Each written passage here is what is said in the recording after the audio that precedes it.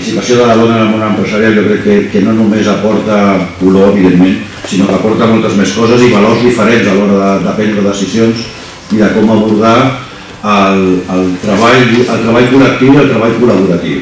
De les 3 grans entitats patronals que hi ha a Catalunya més representatives, una la representa ella, per tant és un terç, no?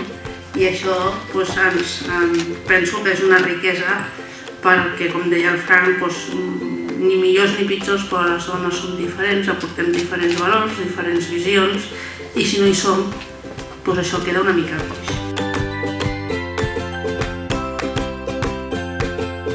A on vull jo arribar? Jo vull arribar a que nosaltres, quan parlem de microempresa, és una cosa. Quan parlem de petita és una altra. Quan parlem de mitjana és una altra.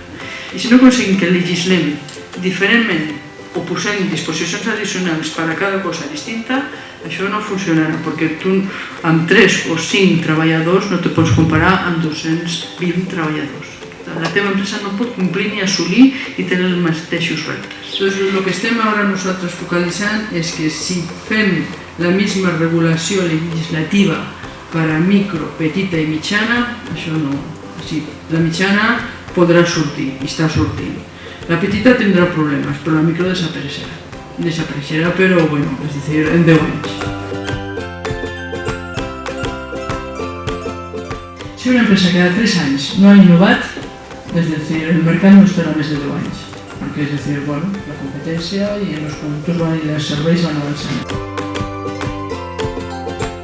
Vosaltres sapigueu que els agents socials CEO i CEPIME estan en línia directa amb el govern i si hi ha alguna cosa que és molt adient, la tenim que posar i la tenim que parlar i la tenim que treballar. Per això és important la vostra veu i sobretot les inquietuds que vosaltres teniu i després els perjudicis que moltes vegades aplicacions que no ens van bé.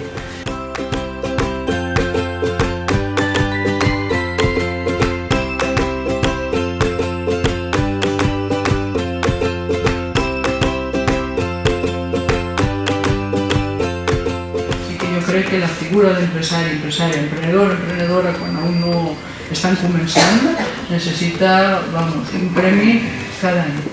Molt bé, doncs moltes gràcies.